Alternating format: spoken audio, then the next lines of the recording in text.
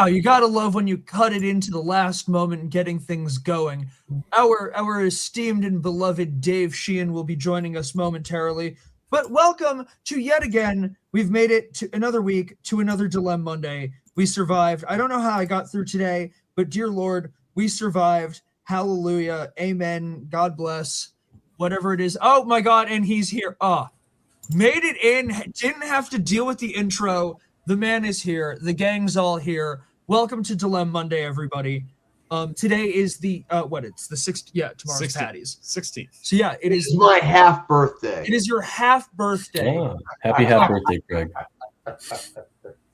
By the way, it's still not on my feed. Just so yes, it is. Yes, it is. You just don't know how to use a computer. No, that's great. I disagree. I think he does know how to use a computer. Okay, then he just doesn't know how to use social media. No, it should be on my Facebook page, and I should. It is on your Facebook page. I shared it a minute ago. All right. Well, if I'm on my Facebook page and it's clearly not refresh your Facebook page. All right, I'll refresh it all you want, but I'm telling you, yes. Have it on YouTube. We are already starting. We are already starting off strong. Cody, welcome back to DIlem-Monday. It's good to see your beautiful shining face. Thank you. It's good to be back. It's good to be back in the chat, so to speak. I've been watching you guys, and there's been times when I've been dumbfounded by some of the things said on the show, and I really wanted to interject, but was not on camera. So I'm looking. What's one? You beat me to it. Oh, I forget exactly, but nothing. Do you remember who you were pissed off with? Nothing was said that made me want to join a sports league and pursue a championship based on so nothing was too bad. So we're doing better. We're doing better. So it wasn't something I said. So I think we're good. No. I tend to agree with you. You Yankee fan, good guy. Die hard. Yeah. Oh, but yeah, no, we are back. We're making things happen. We're making dreams come true. First and foremost, I think it needs to be stated, a gigantic congratulations to the USA Paralympic sled hockey team. We went 3 for 3 against the motherfucking Canadians. We did it. We own hockey. They play ice soccer now. What? Can we take a second before we jump into that? Have you guys been familiarized with the what do you call it? The post that they made calling it seeded rivalry? Yes. You know what was funny? Like, because for those of you listening to the show, I've returned. I'm much more calm now. I'm much more evened out, whatever you guys call it. But so I saw that on Facebook, and I was like, oh, that kind of seems like in bad taste. But then I was like, oh, I didn't think much of it because NBC posted it. It wasn't like a random page. And then the next day there was oh, it's controversial. I was like, see, it's pretty funny. I knew it was controversial, but I just didn't say anything anymore. That's really good. That's hysterical. Yeah. Isn't that a bad taste though? I don't know. I feel like a lot. I feel like a lot of people look at things with bad taste now. Listen, I think so. Didn't Juan Soto have a bad taste moment last night too? He thought he was a Canadian hockey player who lost in the Olympic gold medal moment, where he too said that he was on the better team, even though he lost and was going home. But I don't feel sorry for him because he makes USA. Right. I don't know. Although that pisses me off when they literally said that we were the better team. You guys lost. You lost. Move on. Not the better team. Dominican Republic lose. But it was also funny. So last night I was watching the game, but I was also watching Knicks fans rip the Knicks last night. They stink no matter what happens. They suck. And then Brunson starts waking up, and he's going to say, yeah. And they win the game, which is the second time I've seen them come back in absolute. There's no way they could possibly win, and the Knicks come back and find a way. Were they the better team? Probably not, but they won, so who cares? They had the best player at that moment, and that's all that matters. I was watching today, speaking of the Knicks, and it's probably why it showed up in my feed. Are we all familiar with the social media page Street Talk? Does the Bing Bong? Yeah, F your life. Yeah. Your life, bing bong. Yeah, no. Maybe my favorite social media page. When they get Knicks fans riled up and ready to go after. It's phenomenal. Some of the In 2006, when I was 14 years old, I went to a Knicks game, and someone literally had an Isaiah Thomas dummy that they were lynching out in front of Madison Square Garden to try to get him fired. And I was like, oh my God. Knicks fans are really like a really special breed. Like, and there's a special place in my heart for them. Yeah, but you know what? Of all the people, if you wanted to lynch a basketball player, I actually have a Isaiah Thomas. No. I hate Isaiah Thomas, and he was the coach when they wanted to lynch him. Yeah. So everyone, I just want everyone to read the bottom scrolling thing on the page, just as a so when I tell the story, everybody else is going to want to do it too. See, so I had done the championship rings for the CBA, the last real CBA championship, but the CBA, for people who don't know, the CBA was around for about 100 years. It was called the Continental Basketball Association. And the Connecticut Pride were the team in Hartford. Prior to that, it was the Hellcats. That's what you guys probably remember as kids, that they would have the Hellcats and the Connecticut Pride. And I did the championship rings, and I did a deal with the team when they did their champ rings that said, hey, look, I'm going to lower the price where I basically barely make any money. But they would include for me the next year four seats for every game the next season. Not a bad deal, right? I mean, it's 4 seats. I mean, there was never a chance that the Connecticut Pride sold out the arena. Okay. Well, all of a sudden, out of nowhere, after 100 years, Isaiah Thomas buys the entire league. And he stops playing in Hartford. Well, he stays in Hartford, but he's no longer playing at the Xfinity Center there. He then starts playing at the Armory. The Armory, yeah. All right. So, I planned out the championship rings, everything else. And I said, how will we arrange my 4 free season tickets? He's like, I'm not going to honor that. We're going to do things differently now. And I'm like, dude, I have a contract. He goes, well, you had a contract with the Foleys. You didn't have a contract with me. And I'm like, are you serious? You can't give me 4 free tickets. I will be spending money going there, parking, whatever. You're not going to honor the contract. I was so pissed off. Did you tell him you were glad they left him off the dream team? I did. I should have right then and there. I should have said that to him. But you know what else? This guy, after 100+ years, put the league out of business in less than 2 years. Yeah. Screwed up the whole thing. And then he blames everybody else but himself. He blames the NBA for saying they tried, because he was the one running it, that they came up with the C League, with the NBA and everything like that. But yet, F Isaiah Thomas. He can go screw himself. He screwed me out of 4 tickets. Wow. By the way, and we had religious experiences when we used to go to the game. We saw Chuck Nevitt. Do you guys remember Chuck Nevitt? The 7'4" white guy that couldn't play at all. Everybody in the fan base would be like, Chuck is God. Chuck is God. I do remember that. Yeah, he's 7'4". He was huge. But anyway. It's scary now, dude, watching those big guys, because I know we're going to talk about March Madness a little bit later, but the big guys can shoot now, which is like scary. I was talking to your dad today. Jokovic, this guy, he's frightening. He's 6'10". And imagine if he liked basketball. Right, I know. That's almost like pained that he has to play basketball. Yeah, it's like they've always asked him, which would you rather do, have like a championship horse? Yeah, or win an NBA championship. It's like, dude, I'd rather have horses. Like, he seems so bothered. Like when he had to go to the championship parade, he's like, "No, I want to go home." It's like, I want to go home. Imagine if he liked playing basketball. He'd be.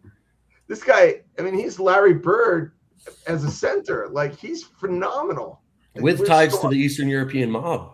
Yeah, and then you have guys that hit him illegally. Allegedly, in the game. sorry. Allegedly, like guys hit him in the like. Dude, not only is he bigger and stronger than you, but have you ever seen his brothers who are in the yeah. crowd all the time. Like those guys look like hitmen. Like, come on now. But By the way, I see Dave looking completely confused. Yeah, no. So the draft I was told was today. It's not. Yeah. So hence James is with me and Craig is in the normal Craig space, and not in the sports bunker. well, I'm in the elite space, but she moved away and left me. So Yeah, no. Now you're stuck with me. Poor you. God I forbid. think everybody feels for me on that. I couldn't have your room to do the thing in. But anyway, Listen, you think you feel bad? Can you imagine actually being me? What? That's horrible. I can't Christ. imagine. But in any case, yeah, no, James and I were supposed to be drafting our second championship team in a row, and our belief is that Danny Henry, who is in charge of the league, felt that he can mess with us tonight, ruin our draft day championship aspirations by putting it on a Wednesday. Who has a fantasy baseball draft on a Wednesday night? Apparently, Danny Henry does. West Coast time, 8:30. So, Oh my God. It's 5:30. It is 5:30. I was gonna say, 8:30 our time. So you're drafting at 11:30 then? Like, Yeah, no, so 8:30. So I will, because I'm on a business trip this week, Wednesday through Friday in Manhattan. Instead of James, I have Lisa as my draft partner. God forbid your wife.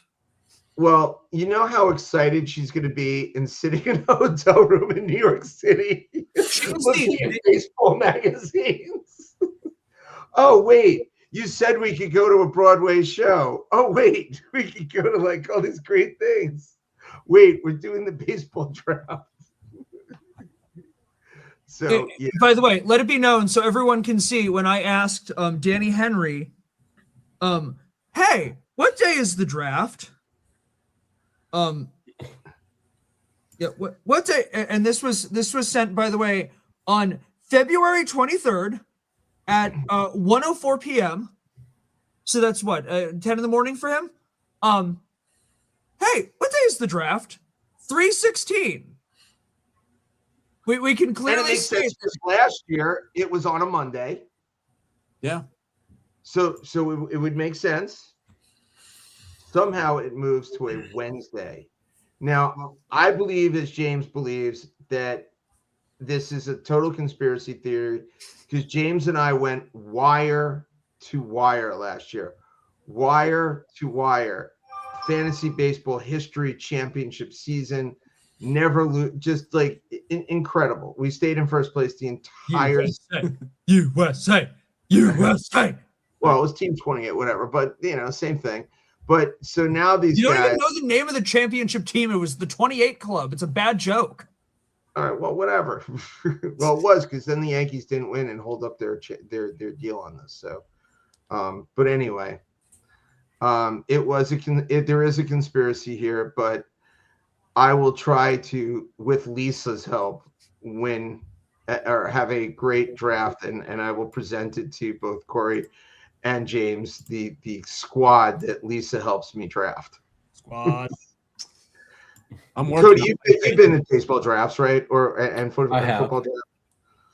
Mm-hmm. Yeah. Do you think Sydney would have a good time doing that with you? Sydney is significantly more into football and basketball than I am currently. I watched the first half of the UConn game with her and her family yesterday, and it was probably the loudest we ever were in our home. I mean, you've been there for a week, so I don't know if well, in both homes. But no, she said you're not super into baseball yet, right? No. We're still fantasy football. But would she partner up with you in a fantasy baseball? Baseball games, but would you partner up with me in a fantasy baseball league? Yeah. I heard you could get really. Why she married him? Yes. Yeah, it's a lot of time. Like I would take the time, I just don't necessarily. We're about to have a kid and we just got a dog. Do you think we have time for fantasy baseball? I was going to ask. There's always time for fantasy baseball. That should be the mantra of the Husbands Association of America. There We is have a always- dog. We're having a kid, but there's time for fantasy baseball, right? That's good to know That's in true. 5 months when I get married. See, so there's your answer. You got it right from her. That yes. That was something we were doing before the show. We were planning his bachelor party. Cool. Yeah, good stuff. Yes. Is that going to be in international waters? You never know with the things that we have planned. Oh, so Wait, it's what are going we to be like doing? a quilting exhibit. Committing crimes? What? No, Committing no. crimes, Crimes. strippers everywhere. Hookers and blow. Whoa, Whoa, whoa, whoa. whoa, whoa. I happen to know Corey's idea of a wild time is running into Fran Lebowitz, so I'm not expecting anybody to get arrested after this bachelor party. Yes. Don't be shitting on my girl Fran Lebowitz. Oh my god. She was a hoot. She was great. Of all the people in all the world, Andrew Diamond, Corey Reeven, and Fran Lebowitz. It's just. I will never forget that moment. Is that the ultimate threesome right there? Yeah, oh my God. Jesus. That's my ultimate nightmare. Both Andrew and Fran Lebowitz with Corey all together like this. I can't think of any worse time than being with the three of them all together. Oh God. A lesbian woman and two men who have been accused of being gay since they were children. Ultimate three-way. That sounds like a Roku series, honestly. Yeah, I would watch that actually. Oh god. Gracie and Frankie and Frank. But two of the people aren't gay, just Fran. But you know what? She's more manly than the two of you. So that's the part that's funny. She is an icon. She is the queen of New York. Yeah, well, you know what? I'll be in New York from Wednesday to Friday. That would be my nightmare running into her. So, It's gonna happen now. I know that. Lisa will be like, start cracking up, and she'll be like, "That's Fran Lebowitz." And I'm like, "No, absolutely not." By the way, Cody, I got to tell you something funny. So on Friday night, we went to Shabbat services at the rabbi's house. Oh, okay. And at the end, after all the stuff, after the food, he goes around. There's a lot of tables because it was a big. It was Hannah's birthday, so they were celebrating. Birthday. It was a big thing. Yeah. So they said we needed to. He wanted to have a story about on Friday nights Shabbat. What a special thing. So Lisa and I look at each other. We're two of the worst Jews of all time. But then Corey came up with. I think Madonna was a worse Jew than you. Yes, absolutely. So was Sammy Davis. But Yeah, no. well, Okay. But so Corey came out with something great. Tell the. I was like, you know what? So given the life that I have, it is very difficult sometimes to properly celebrate Shabbat in the way that one might. And I said, you know what? My band member Cody Bondra and I, if we're playing on a Friday night, even if it's joking, there's an endearing moment where he's like, Corey, we didn't light our candles tonight. And I'm not joking, Corey. After the stuff I had to go through to be a part of this team, I'm not joking. But I was like, you know what? It's loving, it's endearing, and it is still acknowledging the reverence of the Sabbath, and it gives us a moment to at least think about what's going on. And usually, while we're on the elevator, Cody will go, "Damn it, Corey, we didn't do the Shema." You didn't say the Shema? Dude, after the first time I nailed the bass line for Whipping Post, I said the Shekeanu. To any non-Jew, you don't get why this is funny. I knocked hard on this door, Corey, for you guys to let me in. So yes, but so Corey gives this great thing, and one of the people at the table, she's like, "I don't think we should say that because it's like, well, it's pretty much the best thing we got." So, and it's like, first of all, honey, you don't even go to this Chabad. You don't even. She doesn't even go here. Literally. And then the other guy they were sitting at the table with us. He's like, "I think Corey's story is a lot better than yours," but we still went with her story just because whatever. I didn't feel like fighting, but ours was still a better story than theirs.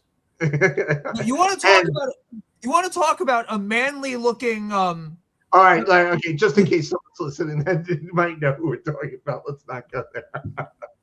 In any case, you were brought up on Friday in a very positive term. Well, I'm glad. We might have been the only 3 Jewish people in South Burlington, Vermont that weekend. It's quite Actually, possible. in that place, you probably had people from the 5 towns there skiing. In Stowe, not in South Burlington. Yeah, right. Stowe was hot. Yeah. But that was man. No, I'm serious about that. We should find a way to do that. But absolutely no. I also want to say before we jump into a topic, I was involved in my first dilemma show fight. Yeah. References was saying that the dilemma show fights are never actually including the dilemma or anything that we do. But I would always hear stories over the years of different things that would happen in the crowd. And in Stowe, I finally was able to say, I was at that show when that happened. And yeah, because Cody's always like, how come there's always a fight when I'm not here? I know. It's super annoying because every time I play, we just end up doing really well and playing the music correctly and having a great night. And then I'll hear stories about oh, well, this happened and this happened. It's like, oh my God. I want to be in a rock band, not an orchestra. Question: is every orchestra just a cover band? Yes. Theoretically, I suppose. Is an orchestra just a cover band? Well, unless you're writing original composition. I mean, I'm assuming some of what Cliff does, the orchestras at Yale University. I'm assuming that someone there has written some of the stuff, right? I mean, But no. So Cody. Oh, by the way, we have a guest. We have a surprise guest. Hi. Yes, Karen is here. Yeah, I saw. Can you hear me? By the way, We can hear you loud and Okay. beautifully. so I saw Corey's story because he sent it over to me, and I was like, "What did he send me? I can't read this." And then I realized it's Monday night, and I was like, "Oh, I'm home." I just saw the whole thing with the Oscars and all the comments and the political stuff, and I got really upset. And then I went on, watched the show for a second. You guys were talking about some stuff. So I was like, oh, what better place to go and express my my sadness than on this show. It's a good place. Yes, come to DIlem-Monday to express your sadness. Yes, but by the way, so Karen, before we get into the Oscars, Cody was just saying that for years, over the past 15 years, the Dilemma might have had or been in a few bar fights over the years, and Cody, who is 6'6" and can certainly handle and has been. Who is Cody? Cody? Ouch, that hurts. Okay.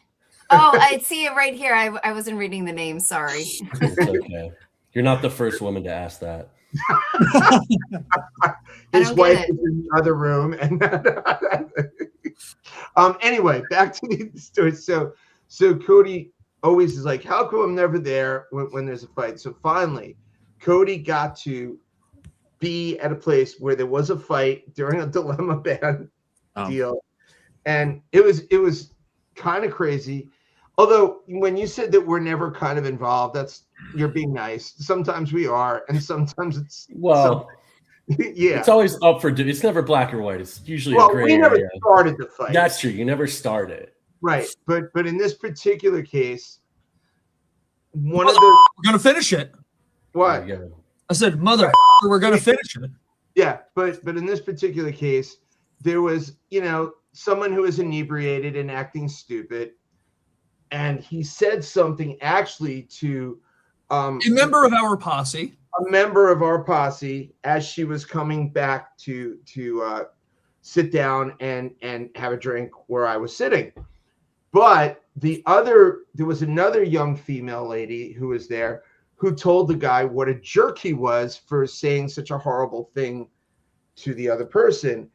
And then this guy, well, Cody, you can describe from there because this is kind of where you kind of jumped in. Didn't he grab her or something? Well, so what I saw, it was kind of like, and let's make no mistake that the person in our posse that was involved would have single-handedly murdered everyone. So it wasn't like anyone needed any help. But so the way because I was playing bass, so I was kind of like in that direction. So I kind of saw it all happening, and you see stuff happening, and it's like, oh, okay, not a giant big deal. But then this guy just like kept trying to go around this girl to like yell at another girl, and then he like kind of pushed her, which is when I went over, and then like the woman definitely thought I worked there because she started yelling at me to get him out of here. And I was like, because I was wearing the same outfit as the bartender. Which was a little funny. I didn't even realize that until now. Yeah, she definitely thought I was like a bouncer. But the best part I thought was I just went back on stage and picked up my bass and then just went back. Yeah, we finished the song. Yeah, I just was confused of what was happening because there was just like a wall of people, and then the guy like pushed the girl, and then I didn't even know who was fighting or what they were fighting about. By the way, I have no clue this is going on because I'm finishing the song. Like, yeah, well, I you're have a professional. I have zero clue this is happening. And then once I do notice what's happening, was I that asshole who decided to start playing the Jeopardy theme on the keyboard as the brawl was happening? Yes. And then Michael threatened you and told you stop playing that. Let's go back. The professional one was Michael. Wait, why can't you guys have one of those hoses that's connected to a fire hydrant, and if people start misbehaving, you just unleash the hose and like a little, or like the spray bottle for your dog? Just carry a fire extinguisher with us. You're like, hydrate yourself, shut up. Well, that was the problem. There were way too many people there who were hydrated quite a lot. Yeah. Dave, have you witnessed a comedy show fight?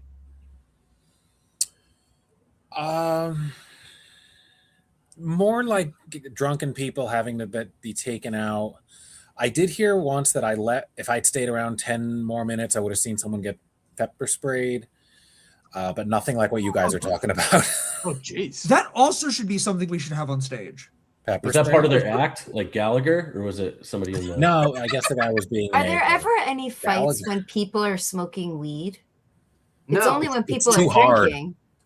Yeah, Yeah. it's the drinking folk. But I'm gonna say this: when Cody's on stage and Michael is playing drums, if you start a fight with our band at that time, you're really not very smart. Cody's 6'6" and a big dude and can fight, and then Michael, who didn't have most of a shirt on, is just showing the giant pythons as he's playing. And when Johnny's there too. Oh my God! Yeah, we had Johnny Nail. Johnny Nail was playing. Oh God! There's a lot of big men on the stage. Yeah, It's a retired cop. yeah. So I remember Dave Black saying, he's like laughing at Corey. It looks like you have all your bodyguards and mob on stage there. But that's cool. So Karen, you have never had a fight break out while you were playing? I don't believe so. I think that my voice might be so soothing that it makes everybody peaceful. There you go. But I don't play to environments like that. You know what I'm saying? Yeah. I'm just too low key. It's like, does Joni Mitchell, because her vibe is low key singer songwriter. Like you wouldn't see anybody having a drunken fight at a Joni Mitchell concert, That's true. I want to see a wall of death mosh pit to like to a Big Yellow Taxi. I think that's Only if somebody spikes the Ensure. Yeah. Well, okay. I went to a show the other night, and I'm not going to mention the band, but essentially it was the watered down version of the Jay Giles band, and I'm like, this should be a Cialis ad. This play, I've never seen so many old guys who were gonna at least try to get lucky with their wives that evening. They played the right set list. It was, and they were great, by the way. Don't get me wrong, but no, like I felt like it was one of those scenes in like a Cialis ad that they have, and like James Taylor, How Sweet It Is playing. How sweet it is to be loved by you, and they start listing off all of the side effects. No, that was my life on Friday night. I was just thinking one more thing about our show. mean, not every band has the lead or one of these singers who is in the front scream out, first of all, we're on the, remember where Stowe is. We're on the U.S.-Canada border, right?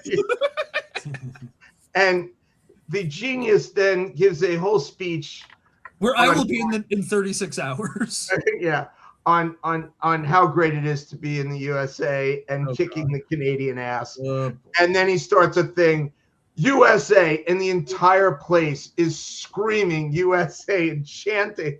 I was told by multiple people I gave the greatest speech they ever heard. I drank a lot. Yeah. It was good. I was also can say I was part of the first rock show which ever had a lead singer insult the country of Czech Republic. I did. You managed to get them too. You were taking everybody down. Wait, why did I insult the Czech Republic that night? Because I think we played them. USA beat them the first time. We beat them that's right. Yeah. Because it was on the 64th and we played on the 64th anniversary of the first time the United States won gold. Yeah. It was the not even the Czech. It was the Czechoslovakian team. So that's how long ago it was. It was the 64th anniversary of our first hockey any goal. country that starts with a C. Can you please stop insulting countries till after we book the world tour? You're taking names off the. Everyone's gonna get canceled. It's gonna ruin the tour. What tour? The world tour. like that guy Timothy what's his name? Chalamet. Why are people making a big deal that he doesn't like ballet and opera? Didn't you say they weren't art or something? That they're not as relevant as they once were. Yeah, but that's his opinion. Why are people so upset about that? I mean, I think opera is beautiful and it doesn't, I've seen it. I appreciate it for what it is. I think ballet is beautiful for what it is, but if that's how he views it, he's allowed to think that and feel that. Why? People are jealous. If he thinks it's not art, from his perspective, that's okay. I think it comes from an A-list actor. I think that's what it is. But the thing is like you just have to know that as someone who's in the public eye, everything you're going to say is going to get scrutinized.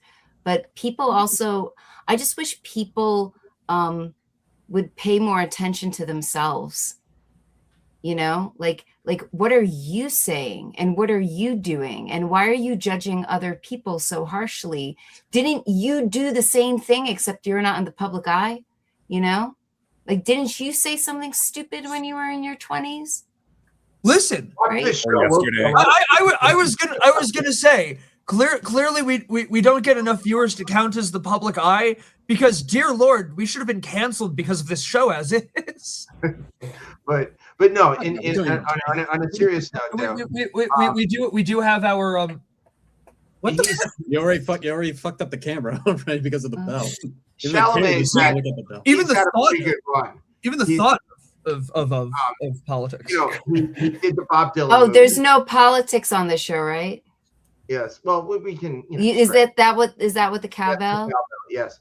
But what happened? I missed that. There's a cowbell for politics. I don't know more about the cowbell. So when politics starts getting discussed, yes, I have the no politics cowbell to be. Wait, are we allowed to talk about the Oscars or? Yeah. Well, you can start, but if I start, okay, I'll word it very carefully. If I deem we've entered the area, you will know by the sound of. So wait, I got a question. Chalamet, he dates a Jenner, really, not really a Kardashian, right? Yes. It's so he dates a Jenner. He's had hit movie after hit movie. So people are very jealous, and yes, he's a young Jewish boy, so of course they hate him. But a lot of people who are successful think that their word is the word of like there's a lot of entitled people out there who think that what they think goes. And I don't think he's a bad person. I think he just said something and people got offended by it, And, I'll go on his side. I agree with him 100%. How's that? I mean, look, you leave Timothy Chalamet alone. I studied opera when I was a kid. I didn't want to be an opera singer. I think that they're beautiful, historical, both ballet. It's beautiful and historical, but is it mainstream? No, it's not mainstream. Jazz is not mainstream, but I love jazz. You know. Well, let's do a quick little thing here. How many in this panel have been to a ballet? We have Maybe. Cody. I don't know. Maybe I don't remember a lot of things. I went to one. Lincoln Center. I went to Lincoln Center, but I saw Herschel Bernardi in Corey. What's that show you starred in? Fiddler on the Roof? Yes. Oh, dude, You there was a forgot period. the name of Fiddler on the No, Roof? I was teasing. The closest Sydney ever came to breaking up with me was, for some reason, I had the Sunrise Sunset stuck in my head for like a week, and I would sing both parts around the house all day. Is she screaming now? She came very, very close to right, Sid? All the parts, yeah. Well, that's a talent. But did you sing it in Yiddish? No, He wasn't chosen yet. I wasn't chosen yet. Are you chosen now? I better be. I have documentation saying I am. Can I just say something? And I'm very, very serious about this. Mhm. Sunday, yesterday, I went with a friend to Williamsburg into the Hasidic area to a bakery called Oneg Bakery, where they have the greatest babka in all of New York City. And it is so rich and divine. And once you eat it, you understand there is no problem ever, anywhere in this planet, because the chocolate babka has solved all of it. It is incredible. Very expensive. Well, Very, very, very, very, very expensive. A lot of money, but very good. you know, I'm never. It's something about the curls. It's something about the curls that makes the The babka. payas? Yeah. No, but when something's expensive and it's as good as the price says it is, It's you not know, overpriced. Right. Listen, you have a very thin slice of this. You can't have any more because it's so rich, and I don't know what they put in it, but it's incredible. And I'm a daughter of a baker whose parents owned a kosher and parv bakery for 30 years in Wantagh. So I know my baked goods. This was incredible, and I cannot wait to go there again and spend another $30 on a piece of babka. Dann babka ist geschmeckt. It is. That means delicious for those who don't speak Yiddish. Dann Yeah. babka ist geschmeckt. The babka is Oh, wait, delicious. I know I Yeah. where was that? Where was it in Wantagh? Was it in North Jerusalem? Was it on Jerusalem? It was on Jerusalem Avenue Shocking. by Belmore Road and Yeah, but Elmore Avenue. Okay, I know Yeah. exactly where it was. across from that little church and where Yeah. Suburban Temple used to be. But I now know, the I church know. is turning into a mosque. I know, I heard that. I'm not going into it. I'm staying away from the cowbell. Yeah. You're like, Quickly, for Farron, I'm all, going to do it. for all of the musicians out there, this is another reason why I'm in favor of in-ear monitors, because Corey and I played Mulcahy's, and if Craig had a microphone that went to our in-ear monitors, he could have told me during the show instead of after that I pronounced Wantagh wrong for an hour instead of Wantagh on stage at Mulcahy's. And so I had a switch cringe to in-ear moment. monitors if you have the Oh, chance. I was very happy to be on the other side of the stage from you at that moment. Yeah, Corey, you could have corrected me, but why? Yeah, Why bother? But no, what kind of Hang me wingman out to dry. Corey? You suck. Corey was wearing a Wantagh Warrior jersey that day because Wantagh had won the Nassau County Football Championship again. Mhm. Just want to point that out again. But yeah, Yeah, no, I 5 towns. yeah. Oh, I got so annoyed the other day. We're some guy. I said I was from Wantagh, and he's like, "Oh, I was from the 5 towns. You guys mowed our lawn." You have no idea how hard it was for me not to punch him in the face at this Oh. particular place. I said, "That's okay. We kicked your ass in every sport there was, so it's all right." So we had our moment. There was some silence, and he walked on. Wait, what are the 5 towns? Is that like the Gangs of New York thing? No, it's a wealthy area in Oh. Long Island on the What is it? Woodmere? yeah, Woodmere, Hewlett, Yeah. Lawrence, I think. and- Wyandanch? No. Isn't that out east? Yeah. Oh. Wyandanch. Cedarhurst? Is it also Cedarhurst? Cedarhurst. Yes, yeah, I Yeah. think you're right. I think we got the 5, but yeah, no, it was. I just got so pissed off, and the guy purposely said it to get me going. Like, I hate people that say things just to get people emotional and riled up. but what he didn't realize is that I'm unstable, and I might just hit you in the face. You never know. You never know who you're dealing with. There's that certain click, when you see most of the time I can control, but he got under my skin on that one. Where was this? It was at a country club in Farmington. Oh. So in any case, but Look, at the end of the day, we're all people here who are artistic and creative in some way. And I think at the end of the day, we all want the same thing, which is love, unity, happiness, money, food. do we have it in that order? In any order. And if you need to add anything else, let me know.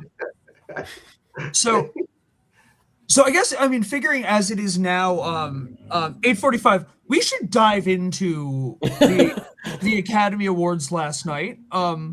It was the 98th Academy Awards, and there were some, and I'm going to be honest. James saw a few more than me. The only nominated film for Best Picture I saw was Marty Supreme. So once again, you leave my boy Timothée Chalamet alone. They got robbed. I don't know if the other films were better, but I'm still gonna stand by it. Do you guys think that it's political, meaning like not government politics, meaning that people are paid to vote or people buy votes or? Yes, Absolutely. yes. I absolutely believe that it's fixed. I'm going to go beyond political. It's fixed. Yeah. I believe that they have preset it, and you win when they want you to win, and the right people that they decide for that year. I think they want controversy. I don't think that they want to. I saw a list today of like all the guys who've never won, and it was insane. Like gigantic stars that have never won and have been nominated multiple times. And it's like, I have up here, by the way, a list of some of the greatest snubs in the history of the Oscars. I'm going to give you the film that won that year. I want you to take a guess what one of the nominees that wasn't that film was. all right, show it. I'm going to bow out of this because I'm probably going to know all of these. Well, no, that's good. Well, not really. Well, no, it's one time that you have the advantage over everybody else here. I want you to do it. So, All right, good. Show it. 1942. How Green Was My Valley? What is that? Exactly. I've never even heard of this film. It beat out this smart. It beat out this Wait, can I smart. guess it? Can I guess it? Yes. Kane. Yes. Citizen Kane. Yes, I was gonna say it beat this, this little indie film called Citizen Kane. Yeah, that's pretty. First of all, I got that right, so I'm pretty excited about that.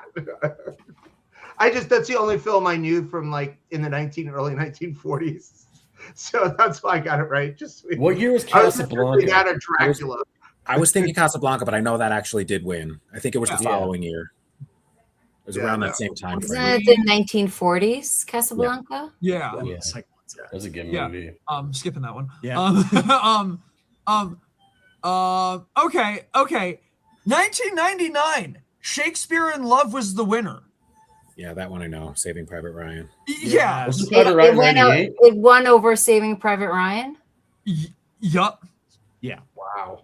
Oh. Interesting. Probably because it was But those- British, and the those are Academy has always had a completely hard on for different British kinds of- actors.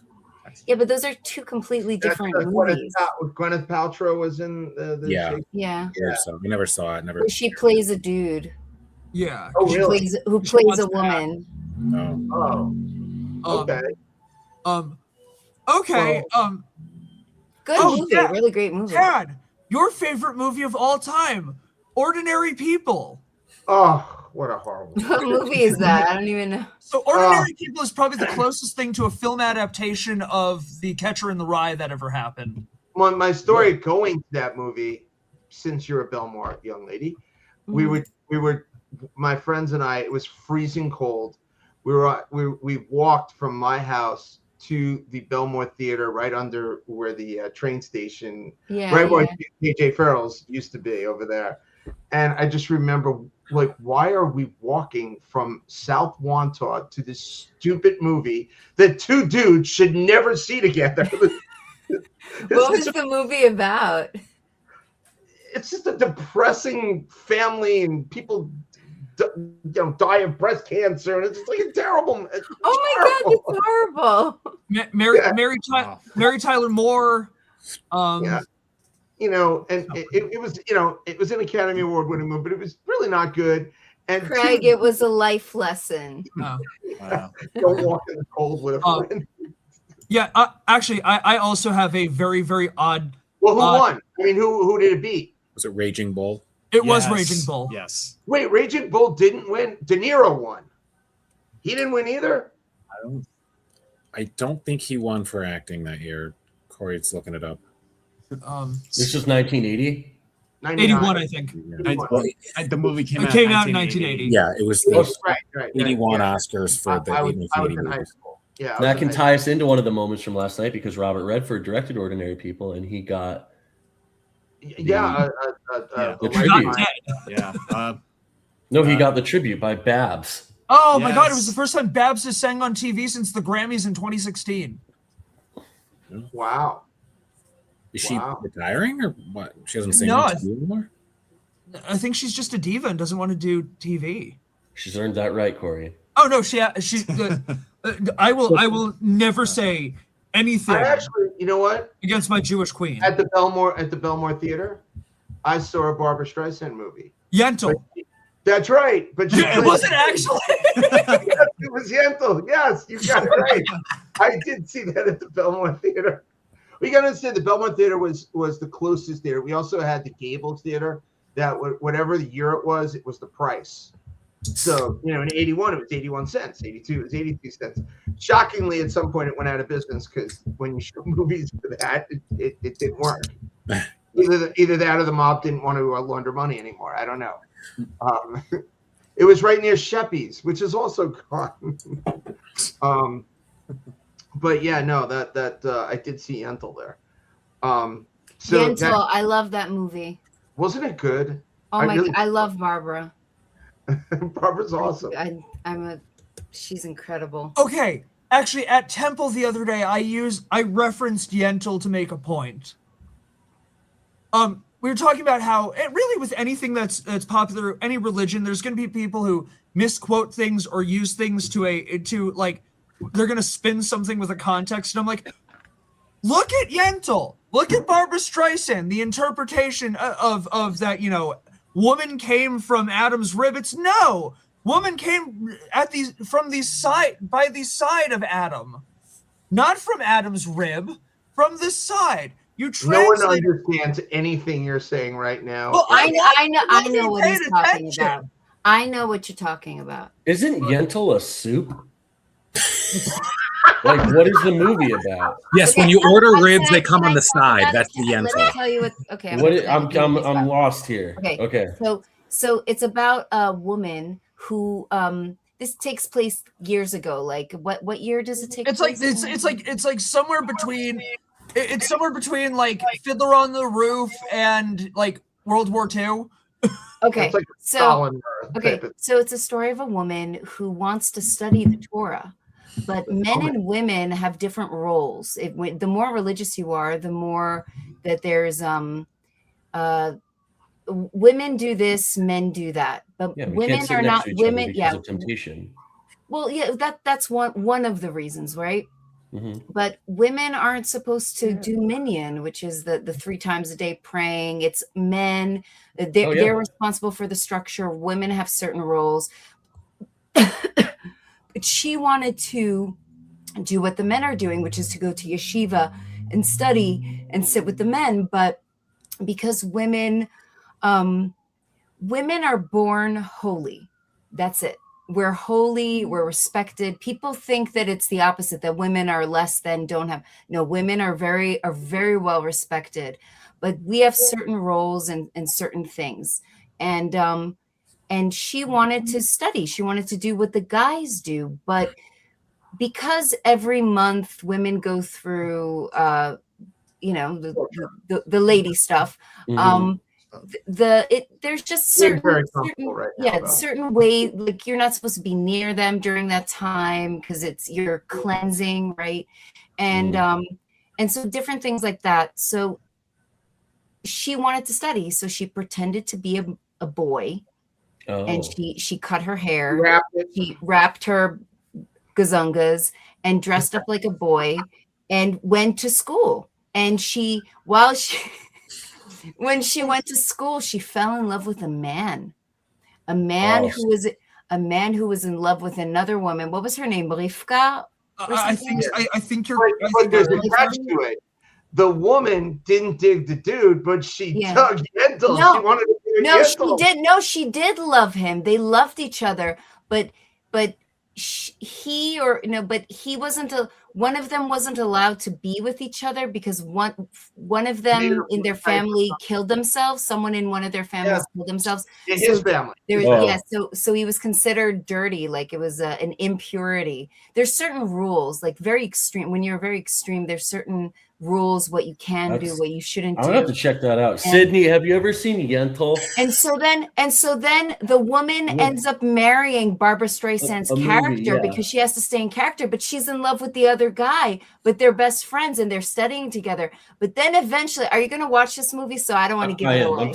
Okay. Well, I'm just gonna Wikipedia it before I watch it anyway. No. You have to. No, you got to watch it without doing no Wikipedia. Live it, breathe it, like it. Cry. It's one of my favorite. I was just told the soup is lentil. Lentil. Yeah. But you should watch, about that. But this does sound like a good movie. And here's the most incredible thing about it. So Barbara Streisand sings the songs. I think she wrote some of it. She directed it. She did a lot of. She had a lot of roles in this movie as well as starred in it. And during that time, women didn't really have all these roles. It was more male oriented. And I just think that it's incredible. Barbara Streisand's just an incredible, she's an icon for women. Yeah. She's powerful. She had her hands in everything. She had a view in everything. A very great director, and she has such a beautiful mind for visionary things and creative things. So you should watch it. I'm glad you know. Fun Barbara Streisand thing real quick. Richard Marx wrote right here waiting for Barbara Streisand, but she said, I'm not going to sing that because I don't wait for anyone. So he ended up recording it himself, and that was his first. Wow, is that so? Yeah. I don't wait for anyone. Yeah. A 2-time Oscar winner. Well, I was going to say, did she win for Prince of Tides? No. All right, because I saw them filming Prince of Tides in Grand Central Station while I was working in Manhattan. Thinking I'll be there on Wednesday, but yeah, she was there. They were doing that with Nick Nolte. He plays the football coach, and he trained her son, who is her real son. Really a cool son in real life. And the husband in that movie, he always plays a bad guy. He plays like a phenomenal violinist and is all against football and makes fun of Nick Nolte. And it was a good movie. Yeah, she won 2 Oscars. Hello, gorgeous. She won. Dolly. Yeah, she won for Funny Girl, Best Actress for Funny Girl, and she tied with Katharine Hepburn for that. Yeah, that's right. And she won for Best Original Song, Evergreen. Beautiful song. A Star Is Born. Yeah. She was before there was Lady Gaga. Actually, Judy Garland was before both of them, but Originally, yeah. And there So- was a version even before that was a silent film. That film Oh. is do that as a silent film. That's like such a stupid movie to do as a silent film. What is this? No No one one quiet. Is that what it is? Nice. I mean, what the hell is that? I mean, Right. again, before there was a concept of having sound in. I I mean, remember, half of the jazz singer, the first talkie, is still a silent film. I get it. I'm just thinking it that I've seen all these versions of that movie, and that one's a silent film. It just doesn't make sense to me. But that's okay. A lot of things in this world don't make sense. Can to I me. just say that I love her? Oh, Sabrina Carpenter. I love Oh. her. Who did we see? Oh no, we saw what's her name at the Grand Ole Opry. I also love Hillary Duff. Oh, Hillary, she's coming back on tour. Yeah, No, it's I love great. her. no, Yeah. it's crazy. Like we are living through such a throwback. Hillary Duff is back on tour. Pokemon's popular again. Bill Clinton's getting deposition about women that he did not have sexual relations Ring with. the cowbell. Ring it. Rules got to apply to everybody. Like it's such a throwback to my youth. So You have to self cowbell now. with This With is what the- dreams are made of. Self cowbelling is what I dreams are like made of. Hillary Duff's new record that's very yacht. It's like yacht music that's X-rated. There's one song I'm and hearing I like. she's got 4 kids. She had 4 babies. Yeah, and she still That's walks around in incredible. bikinis, even though she doesn't have a bikini body anymore. It's like she's like fun. Like, I think she looks fine. She looks Okay. great. She looks My great. God. You want to know who looked absolutely stunning last night? your Yeah. mother. Of course. There you go. But Anne Hathaway last night, she presented one of the awards. She was next to Anna Wintour, the actual what's her face. The The Devil Wears Prada.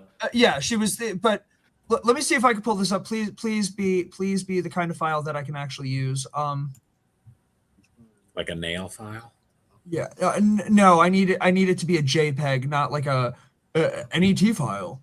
Also, between last night and the Super Bowl, we are also witnessing a Jessica Alba renaissance, and I'm happy because And she she seems looks very, great too. yeah, she seems very unproblematic. No, she is very. She, but Anne Hathaway, look at that dress. She Yeah, that's nice. stunning. She looks What like you the saying nicest. about you and Andrew? She looks like the nicest cabinet in Okinawa right there. Or at least the curtains that used to be on the house. Was this a Scarlett O'Hara situation? That look to me it is. I don't know. No, she's a classy, beautiful young lady. I have always adored her. She's great. Even when she plays when she's going to be like the queen of whatever. I'm sorry, you mean her greatest role she ever had as Mia Thermopolis Rinaldi, Queen of Genovia? Oh yeah. Genovia, yes. You thought she looked good there? Oh, Well, by in the way, second half of the film. have you guys had the discussion about Jim Carrey? No. Oh, that someone thought that there was a drag actress. A fake Jim Carrey going around, or a clone, but it seems to be him with plastic surgery done. It does happen. But he didn't even sound like himself. What was he? He was on last night. No, He won an award in like France or something. and he was talking, but he wasn't like his usual self. I got to take this call. All right, take the call. Details at 11. All right. Details at 11. Can I escape and come back? Yeah, actually, yeah. If you want, here, I'll just put you to the. There we go. You're in the waiting room. Yes. I did hear Jim in the news. I didn't get like that someone was either impersonating him or there was a question. I don't know the latest on that. I thought it was a doppelganger or something like that. Yeah, that's what I thought I heard, but there might be more to it. It sounded like Karen knew more. I feel like there was a time either in his life or in my life where I felt like I kind of looked like him. When Karen comes back, put on a Sarah Silverman. Reggie looks like Jim They'll Carrey. think that we have a big star. Also, love Sarah Silverman. No, doesn't Karen remind you of Sarah Silverman? A little bit. Yes. Yeah. Yes. I think Karen's Right. funnier than Sarah, but I agree. But actually, last night there was a historic tie. Asked me to name the 2 short films that there was a tie for, but the best short film it resulted in a tie. Which what's his face, who was presenting the award, ironically stated that funny how the short films are going to take twice as long to present the award. Which that funny as hell. Who was this person? Oh my God, what the hell's his name? How do you make a statement and then you don't know who it is that made the statement? You're a terrible reporter. Oh, but that's right. Just saying. short film's a category I never really know. All right. Until it's because I know Karen wants to do more Academy Award stuff. Okay, but until she does, let's talk about the United States beating the Dominican Republic again. All right, Cody, the last. DR lose. What did you think on the last pitch? So I didn't watch it live because I was playing, but when I went back and watched it, I don't know. It's clearly not hard. We talk about this all the time. It's so hard to tell in like real. Well, no, it's not a strike, but he did a good job framing it, and it wasn't a strike. No. But dang, it's hard to tell. The umpire was calling that pitch a strike all night. Like he was calling the lower. My buddy sent me like. Yeah, my buddy sent me like the numbers of the end of the game of like how off the calls were. I don't know, but that's part of. I mean, isn't that kind of why we don't want to switch to computerized, because it's part of the game? Well, I would be pissed by your former employer. Please don't. Yeah. No. Wait. I have this like legit, because the strike zone is determined by the umpire. It doesn't matter what the TV screen really says. The umpire determines the strike zone the entire game, and if he's calling lower strikes the entire game and calling it, then that is a strike. Right? I mean, do you see my point on that? Like, because it is a square, but we're not playing stickball, against the wall, and if it hits the square, it's a strike. You're using the determination of the actual umpire. He's determining it until you change the rules on that. And at 3-2 with a man on third to decide the game, that you don't swing at that pitch, you're an idiot. You should have swung at that pitch. Yeah, because again, no matter, obviously that's the high, like some of the highest stakes there are in baseball, but even during a regular game in like June, that's probably getting called a strike in that situation. I think so. I mean, that's too close to not swing. Yeah, like I said, I didn't watch the game, but I read about it afterwards, and I watched the final strike. Remember who is I mean, you probably all know this, but James, who is that closer that set the record? Not Eric Gagne, but he set the record. It's like on the Angels, I thought, and like when he got the record for most saves, like the strike that was called was like almost in the dirt. Joe Nathan Joe Nathan was the one that had that horrible pitch, but it's Francisco Rodriguez. That's the all-time single. Oh, okay. Yeah, but one of them, it was like a crazy pitch that like bounced off the dirt, and they called it a strike. And it's like, that was Joe Namath. That was Joe Namath. Yeah, because I remember even he couldn't like horrific strike call. Bobby is in the house. But I don't know. Are we all? I mean, if America doesn't win, I'm pulling for Team New Jersey. The Italians. Yeah, they got espresso banned. First of all, I love their home run celebration when they go back to the dugout and they take espresso. And they have the jacket. What's the jacket from the designer? Is that game going on right now? Venezuela, Italy. Yeah, it's currently going on right now. I think the final is on Wednesday. Well, I'll be drafting our baseball championship team with my wife, in New York City in a hotel room. But thank you, Dave. I will be in the country that we beat 2 days ago. One more time that we beat the Canadians. USA, USA, USA. I will be in Bristol, Connecticut working. Showing that game possibly. Most likely going to be watching that game. Probably have to do a recap on that game. So there we go. But yeah, no. Your current employer, footage from your former employer. You know. I'm just with Worlds the colliding. yeah, with that pitch though, because it's funny. Big Papi wasn't complaining about it. At the end of the night, you had A-Rod and Jeter and Big Papi. Now, You mean the greatest commentary team in the history of baseball? they're pretty funny, actually. Actually, I actually think they're great. And it's a great group of personality because, Jeter's everybody's All-American, right? Everybody loves Jeter. And then if you don't like Big Papi, there's probably something wrong with you. And then everybody hates Alex, right? Right. But Alex is a really good commentator and really descriptive and gives, he's very good. I think he's won the Emmys as a commentator. He's terrific. And all three of them, Papi's there for humor and everything else, but he was pretty upset last night. That his boys lost, but he was happy that his Red Sox second-year player there hit the home run. Oh yeah, Will you Abreu? Yeah, they said no matter who wins, the Red Sox are going to have a player on the team.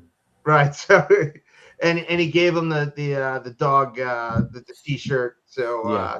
he was happy, Big Papi. But it was fun to watch. But who's the commentator? For who? For Fox? Yeah. Is it Not John sure. Smoltz? John Smoltz? No. The guy who's you have A-Rod, you have Ortiz, and you have Jeter. Who's the guy the non-baseball player who runs that? Buster Olney? Is it Buster? Is it? Hang on. Ken Rosenthal? Bow tie guy? No. He does interviews. Not Matt Vasgersian, right? I don't even pay attention to him because I just watch the three baseball players. But he was more upset about the pitch than anybody else in the thing. Like all the other guys probably, like A-Rod Ortiz. Joe Davis. Who is it? It's Joe Davis is the lead play-by-play announcer with John Smoltz, and then on-field reporters Ken Rosenthal and Tom Verducci. Oh, and the studio host Kevin Burkhardt with Jeter. Kevin Burkhardt. Yeah. Kevin Burkhardt. I like Yeah. Kevin. I like Kevin Burkhardt. But he's not needed because the other three guys do a great job. A-Rod could do that job without a problem, as could Jeter. But he was more upset about the call, that strike, than anybody else. And the other three guys all know you should have swung at that ball. Dude, that's not why you lost. You lost because you only scored one run. That's why you lost. And the other team scored two. And Tatis decided to run on Aaron Judge, and that was a mistake. Oh, yeah, that was a freaking rope. I mean, that was like Roberto Clemente coming back to life on that one. That was what a throw. I don't understand how he does not have at least 2 Gold Gloves under his name. I don't understand that whatsoever. He reminds me of Dave Parker and Dave Winfield and Roberto Clemente. Like, this guy's got a great arm, and people just hate the Yankees. That's all there is to it, because there's no way that guy should not be a Gold Glove winner. I would say he's the second best right fielder to ever don the pinstripes behind Mr. Paul. I love So yeah, speaking of this is how you remind me. It's crazy. I'm gonna be in Canada in a few hours. If they let you in, if they haven't seen any of these videos over the last I'd chill out a little bit before you cross the border. At the border, they're going to show your stow. USA. Yeah. Are you going to wear that jersey? Oh no, I will not. Yeah, that's probably a good decision. Putting on my Neil Young T-shirt. Just remember, Cody, Michael, or I will not be there to protect you. Yeah, you got Keith. What, no, not even Keith. Oh, right. This isn't the bachelor party. This is the. No. I'm going with Nico, who was on a couple weeks ago. You know that time. I like Nico. Yeah. Also made history. the second of the 3 hockey gold medals this Paralympic season. Mm-hmm. Now, for tell what Nico does as one of his jobs. So the other night, a few buddies we went to go to the Hartford Wolfpack, which I wore this jersey because Lord knows I'm not putting on a Ranger jersey. It looks close enough. Exactly, it fits the color scheme. And if you don't like America, you're un-American. So, Thanks for that. Commies. That's okay. Put that on a bumper sticker. Every day, Corey, you're becoming more and more of a country artist. No, God bless this country. God bless. Can you get to the point? But my boy Nico is one of the guys who between the periods and at the moments where there's the commercial breaks, he's one of the on ice guys. Yeah, it's a sick job. He goes, he sweeps off the ice. He's the one that actually has the bucket where the ice is being scraped into and brushed off. And I think there was more applause from the 6 of us there cheering on Nico than there was for really any other player on the Wolfpack, or frankly wait, I have a question. Bears. So if you get really good at that job, do you graduate to the Zamboni driver? Because obviously everybody who's ever been born wants to be the Zamboni driver. At least well, we will find out if he's qualified for the Zamboni as we're driving into. Oh, dude, the Zamboni driver for the Wolfpack's name's Scoop, and he's been there since the Whaler days. He's awesome. The Zamboni driver named Scoop. I swear to God, yeah. I'm friends with him on Facebook. Scoop Knight. Nice. I used to love going to the Whaler games. It was so much fun. I will say the worst people I've ever met at a sporting event were the Ranger fans. Oh. And I am a Ranger fan.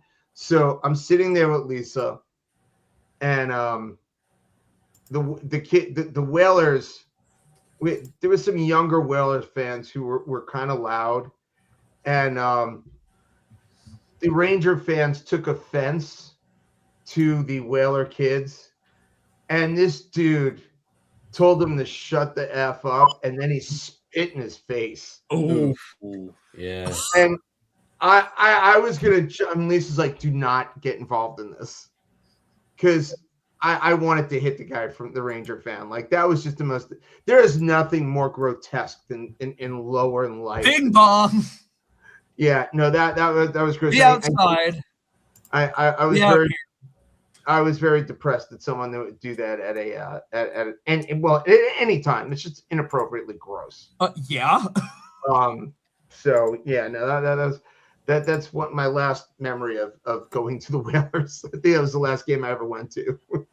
I remember I cried because my dad took me to a Mighty Ducks Whalers game and Paul Kariya got injured. Oh. Yeah.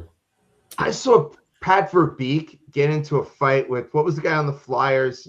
The really tall, really good goal scorer, American kid. Lindros. Yeah. Between what concussion number did you see him? Yeah. Lindros is about a foot taller than Verbeek. But Verbeek was one of those tough guys. You know, he was like a 17 to 20 goal scorer. He'd get 40 assists a season. But he was just a tough kid. You know, he's probably about 5'9", 5'10". Lindros like 6'5". And Lindros is a bully out, which is why he always got hit and, got all these concussions. Mm-hmm. And he's just throwing Verbeek around, and Verbeek just throws it down. And it's like, you prick. I don't care if you kill me right now. I am taking every swing I can. It was great. It was such a good fight.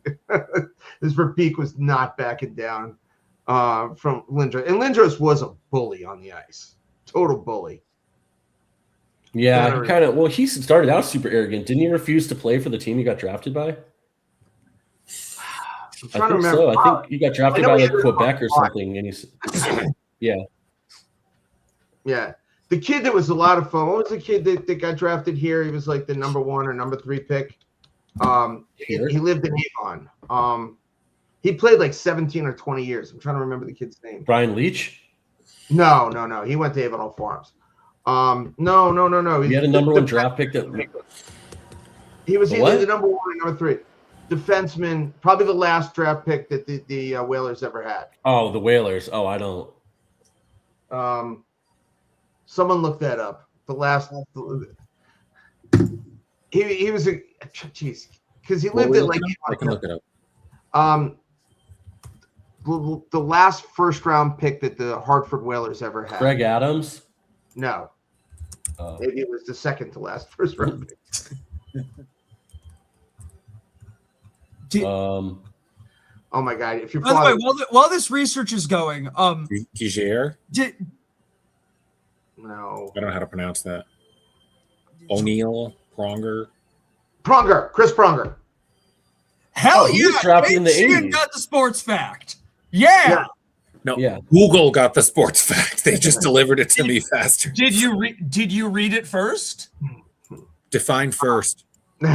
So Chris Pronger lived where we lived. He was in one of the apartments over there, and I said Chris used to have a mailbox at the UPS store right on 44, and I had gone to the Heisman Trophy dinner that year. That was one of the years that I was part of giving out the Heisman Trophy, and I had gotten the framed Heisman Trophy picture that I have.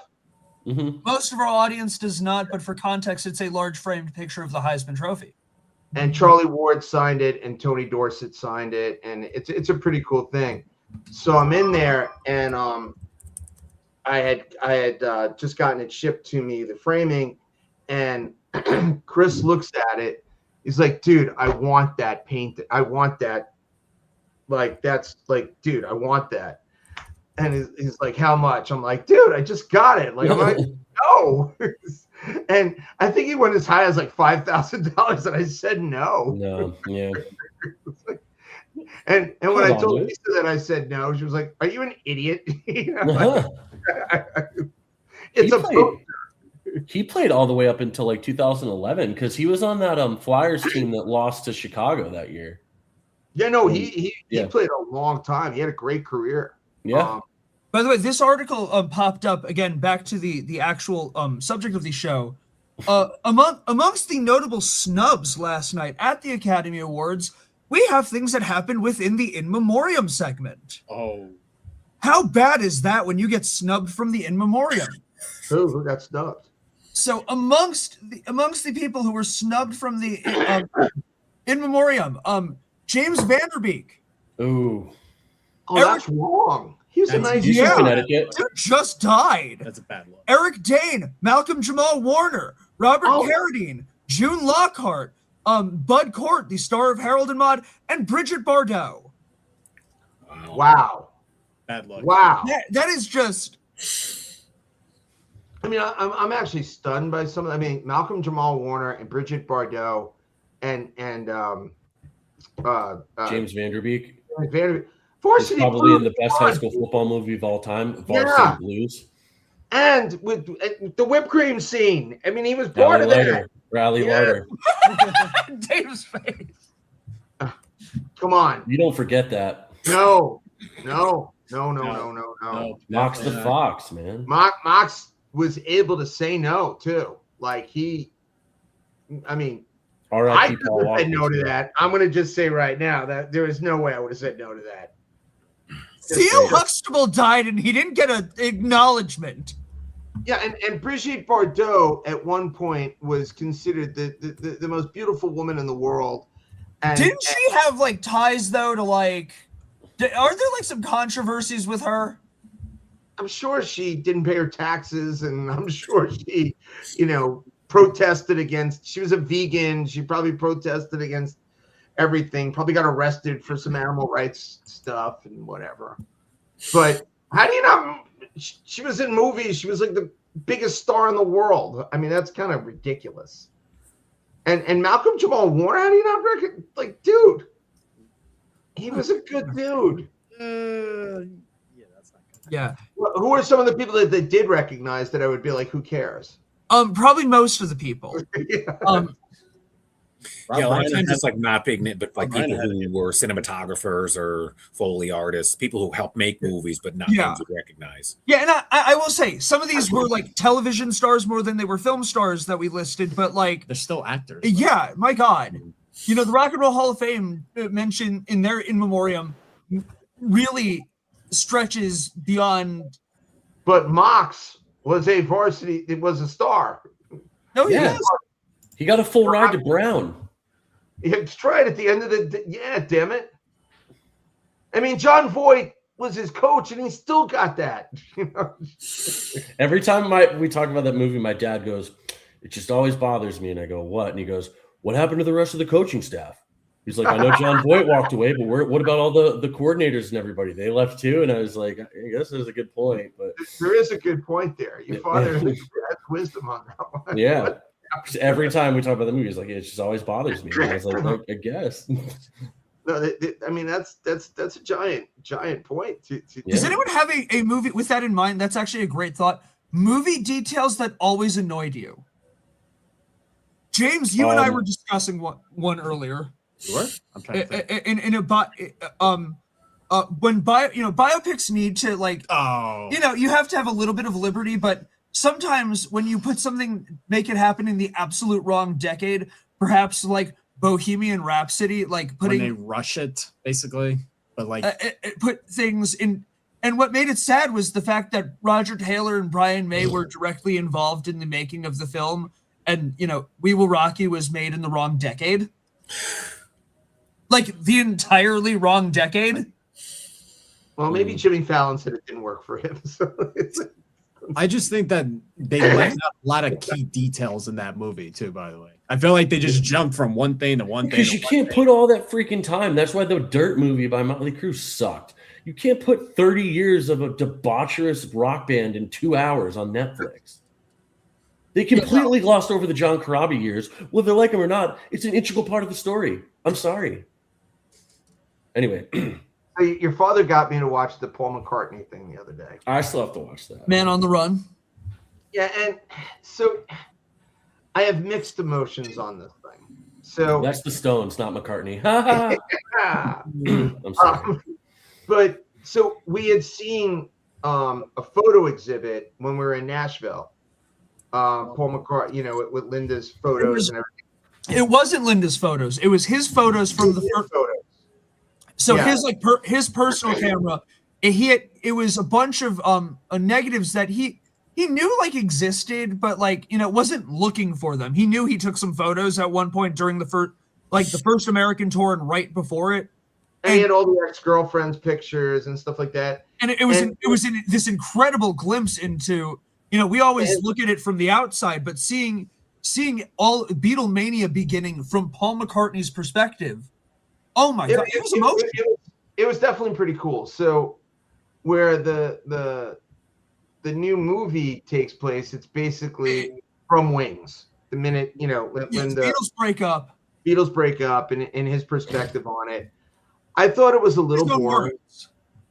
Yeah, I thought the actual documentary or whatever they call these things, it was a little long for me. I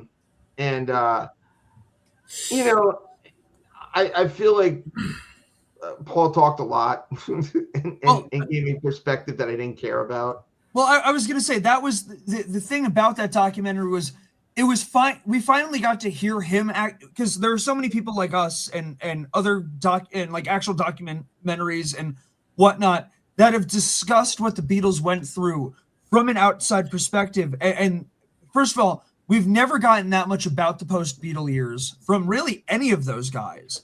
Maybe John Lennon a little bit has been delved into with the Lost Weekend, but getting to hear Paul McCartney and his closest associates, and not like and also the style was not like sit down interviews. He wasn't sitting down. These were archival interviews from him. These were guys like Denny Lane, right? Denny Lane from Linda, from the guys in Wings. And it was cool hearing, really, first of all, their perspective, while it was still raw, these things not that far after it, them talking about it, using their footage from it, and stylistically catching this perspective again about a human being who had a life experience and still has a life experience none of us, and I repeat, none of us can ever possibly imagine to begin to comprehend. Well, it's also some of the other parts of it, like he realized that he might be one of the cheapest men alive. Like he's one of those guys who grew up not so rich, kind of poor, and he hasn't forgotten it. And you can see that he does not spend money. He is very, very careful. The other part that was kind of cool, where I got to like him a little bit even more than I had always respected him, was the whole Wings part of it, where like, hey, we're just gonna kind of jump on a bus and go city to city. We're just gonna try to get paid and Right. play music, man. I'm never gonna be in another band as big as the Beatles anyway, so let's just have fun. And then it turned out Wings ended up being the biggest band in the world for a few minutes. So, and he became. Can you imagine being, you're in class, you're going to like one of the smaller colleges in England, and then all of a sudden, they throw up posters 24 hours before. Oh, Paul McCartney just showed up and wants to play a show in our student union. Yeah. Cool, okay. Man. Like what? Paul? Yeah, cool. So I thought that those were the cool parts of it. I also never knew that there was Devil Woman talk about that like people like ripped on Linda in the same regard they did about Yoko. Okay. I had never heard. I mean, I was just going to go into that part about with Linda was that, she really wasn't a musician of she should not have been in Wings on her talent, but she's Paul's wife, so she was a personality hire. Yeah. Well, and I'm going to go on tour. I might as well sleep with my wife every night, and it seems like good for her. She like learned how to play the piano and the keyboard to be in the band. And her voice is different. And her voice worked really well with her husband's. Well, and that's when he wrote all those stupid songs, and I love his stupid songs. Just so we understand that. We're so sorry, we haven't had a thing all day. I started playing that on a solo show lately. Uncle Albert? Yeah, it's really good. And I even do the second part. We're so sorry, Uncle Albert, but we haven't heard a bloody thing all day. We're so sorry, Uncle Albert. He did a lot of cool stuff. The other night he played Yes. But the kettle's on the boil, and I believe we've gone away. Yeah, how did you come up with that set list the other day? You were just like all over the freaking place. It was kind of wild. Undiagnosed and unmedicated ADHD. Yeah. Okay, that makes a lot of sense. Yeah, because I'm sitting there with your mother. I'm like, the last two shows I've seen Corey play like crazy songs that I've never seen you play before, and I liked it. It was good. I mean, you can play Wings all day for me. I love Wings. So, and if you're gonna play Yes songs, that's even better. It was cool, but no. So that movie, I suggest if you're a Beatles fan, absolutely watch it. It's definitely worth watching. But it was special. It's a very special documentary. It wasn't something that I was like, I didn't get away from it and say, oh my God, my life has changed. That's cool. And I learned some stuff, but it was a little boring. It was definitely a little boring. I've got to throw that. It was, know what? I'm going to log off, fellas, but it's good to be back, everybody. I'll see you next Monday. And Paul O'Neill's the best Yankee right fielder of all time. I agree with you. I love Paul. Bye, fellas. Check out Cody Bondra's social media. Wait, quick on where are you going to be, Cody? Quick, give plugs. I'm going to be next Sunday. I'm going to be at Comics Roadhouse, and then Corey at Mohegan Sun. Yes, and then after Corey releases his new awesome single Songbird, him and I are hopefully going to be entering the studio and coming up with some new stuff for the summer. So that'll be fun. Yes. Yeah, be on the listen for Songbird, man. You did a great job with it, and I'm excited for everybody to hear it finally. Thank you. I'm very excited for that. A week from today. Yes, it is. And by the way, for those of you who saw Karen on, Karen has been the person who's been producing all that really cool stuff. Content. She's been managing the release. Yeah, she's been doing all the content, and she really does a great job. Like every day, she gives Corey ideas of what he needs to do for her. And Karen is the best because Karen doesn't allow you not to do what she tells you to do. But she's also not mean. She speaks. No. She can speak Corey. Yeah, no, she knows how to speak Corey, which most of the rest of us, I to this day, 30 years into this, I want to beat the crap out of you. So most of the time. Listen, again, as I've specified on multiple occasions, I hate myself as well. Yeah, well, Corey Babelfish is faulty. Sometimes I understand him, sometimes not so much. you're right. It's like, what is he talking about? Even like as a little kid though, but here's where your mother would help with me on like, what the hell is he talking about? And she'd be like, there's a point. We don't know what it is right now, but 2 hours from now, you'll be like, oh, that's where he was with it. And you know what? She was right. That was the part. Like, okay, I understand, which kind of makes me even more worried that I'm understanding what the hell he talked about, but okay. Well, that was before podcast. You don't have 2 hours to figure out the point. Right. Yeah. I knew there was going to be problems. My mother, who was a third grade teacher, God bless her, and you know she had many students in life. She, with her Parkinson's and not feeling well, she's like, never to let anybody change him. He's different. He's very different, and you got to let him express himself. Don't ever let anybody get in the way of that. So I try not to let anybody get in the way of his specialness. Every once in a while, though, I want to kill him, but it is good. Dave, where are you going to be? Iron Duke Brewing in Ludlow, Massachusetts. The Oh, Friday you played there, Corey. 27th. I Sorry. have. I've played there. Oh, okay. That'll be my first time there. I told you about the Roast Battle of Comedy Cellar on March Sunday, 29th. March 29th, last Sunday of the month. And I'm also been promoting Funny for Funds, the comedy fundraising organization. So anyone wants to run a fundraiser, please go to this link or reach out to me. We might do that for the for the album at some point, in all honesty, because I'm trying to think of things. But Corey, you booked the show for March 28th today, right? I believe I did. Yes. Where's that? So I know. In Massachusetts. It's not close. Not Okay. close. I was supposed to have something that night. I don't have anything now. So it was I want to close say to it's called like Coaches or something. Coaches. Yeah. Okay. Something like It's that. on the website. It is definitely on the website. Okay. But we weren't far from you, and you're probably playing there soon. Eli's in Brantford. Yeah. Corey has sent me both of those. Unfortunately, I couldn't either night, but he said it was going to be recurring. So please continue to send me those so I can come and see him at some point. It's funny. Like Cody will play there 1 week and Corey will play there the next week. So there's Eli's on Whitney in Hampton, and then there's the Eli's in Brantford. They're both really good. Food's terrific. Staff's really nice, and the food is really good. So, Yeah, I've been to both. So yeah, no, very, very nice. So, James, Yes. what are you promoting? Besides Nothing. your bachelor party. Glad to be. No, nothing. Glad to be here. I wish I could do the draft with you on Wednesday, but unfortunately, Me too. overnight shifts decide not to be on my side. Eek. Well, Yes. I will miss you.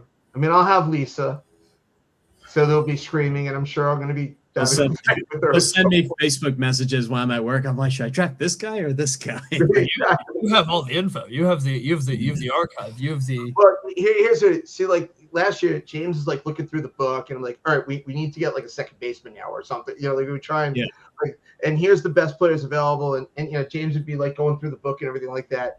I know that on Wednesday night, I'm gonna be like, Lisa, try to find me this, and she's gonna like, I'm tired. Do we really have to do this anymore? But James is enthusiastic. Let's get this guy, and I'll be like, oh my God, we just got Kyle Schwarber for like nothing.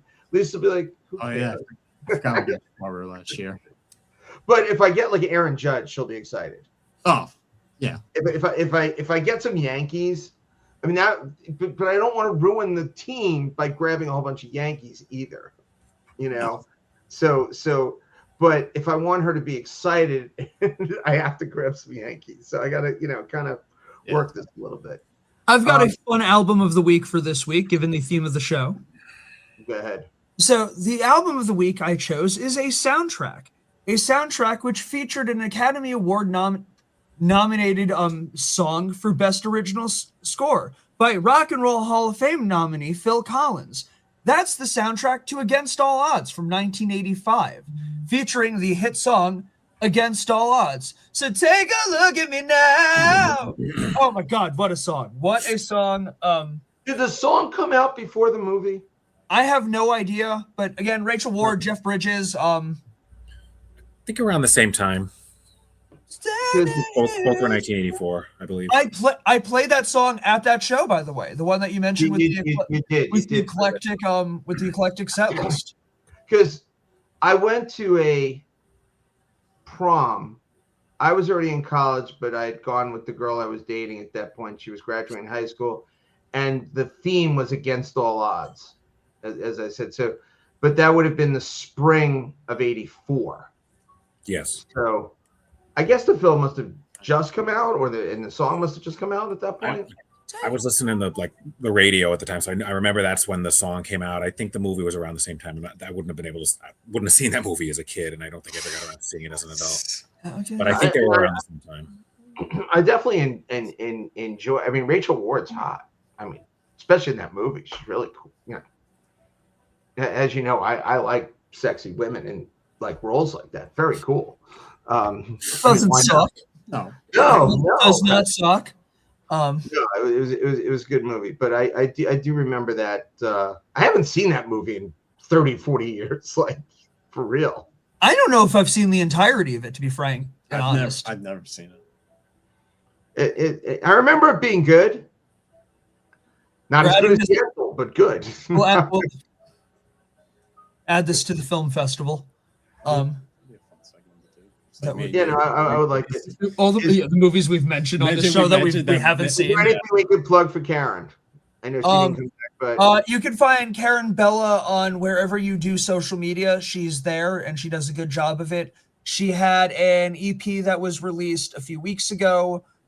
Check that out. There was an article written in Spin Magazine about the release, so make sure you take a read at that. I believe you can find it online. And if you live in the New York metro area, Karen is probably playing somewhere near you 5 to 7 days a week. She is definitely the busiest woman in show business. Yes. So besides, she does a great job of her own social media. She's been doing a fantastic job in helping Corey with the release. So we're really happy that Karen came on tonight. And again, look up Karen's stuff. She's a terrific performer. And so Corey's not going to be anywhere this week. No, I am going to be in the I will be in the Great White North. We driving right into a snowstorm. I am going with Nico, who was on a couple of weeks ago with us. We are going to Ottawa to go see the Islanders play the Senators. We will see gold medal winner Brady Tkachuk on the Senators playing and hopefully losing. Wow. But we got a good Islanders squad this year. It's that really tough time. It's the end of the season. You're those playoff spots. Where we usually find the Islanders lose and not make the playoffs. Is that time of year where we're getting to? Actually, really, the last few years, with the exception of last year, in the last 4 years, they've made the play. Actually, last year, they actually got in they were not a wild card seed. They actually got into the playoffs. The year prior, they did not. The 2 years prior to that, they were wild card position. So I'm thinking you got to go. The addition of Shen from the Blues has been proving to be a very nice addition. The boy Prince Matthew Schaefer is just dominating the league and winning everybody's heart. Dennis Potvin. He is a new age Dennis Potvin. And he's just a good kid. If you don't love that kid, and he's funny as hell too. Like he can chirp back with the best of them, like the way he. You know what you don't want to do on the ice? throw a dirty shot to him because you'll have the entire team of Islanders who are ready to Actually, and guess what? He got into his own fight finally, and he won. He got the guy to the ground. I'm sure he picked that one up. He's like, he'd be like my dad. I'm going to find the biggest, strongest guy, and I'm going to have a fight with them the first day just so that no one goes near me again. That was always his premise. But, all right. What's the matter? What are you seeing? Oh, no. Someone posted something interesting. All right. Well, it's 9:44. So, yes. Wow. With that in mind, we will catch you guys next week for the DIlem-Monday celebration of my song Songbird. And we'll make sure that we have the link to Bandcamp and all the other various places where you can purchase or stream, but Bandcamp where you can purchase the song. Yeah, I'm gonna make that thing out there. You know what, guys? It's what, $1.20 whatever. $1.29, of which I'm not even making all of it, but it's most of it. So if you could buy it for $1.29 rather than streaming it, as I've said many times over to people, Corey got a check for $31. That's 310,000 streams. 1/100th of a penny. Of which you were probably most of them, but that's okay. I probably was, 200,000 of it. But yes.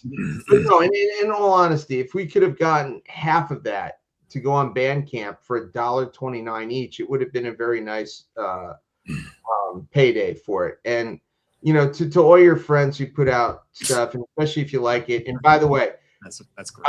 Although it's not been released yet, Corey, what has most people said to you about this particular song at this point? Can you stop shoving it down my throat? No. It is definitely the best sounding song that I've put out yet. So Cliff, I got to thank you. And hopefully he's actually debating taking the day off of work to join us next week. It definitely sounds great. Isabel Boggs with the string parts that she performed, Jack Taka doing the entire rhythm section. It was great. It was a ton of fun. Zach called me during the show. I got to call back. Yes, and he texted me. He's like, "Oh yeah, that's right. That's why he's not picking up." Because I sent him the link to the show unknowing of this, and yeah. Zach postfix the video that's going to accompany it, both a lyric video and a regular video. I want to thank I'll do all of this next week. But yeah, all right. Donate to your local food bank, enjoy every sandwich, and with a bowl of Yentl soup. With a bowl, yes, with Yentl soup. Yentl soup. Learn about Yentl. With the side of ribs. With the side of ribs, yes. And with that, yes, donate that to the food bank, and we will catch you next week.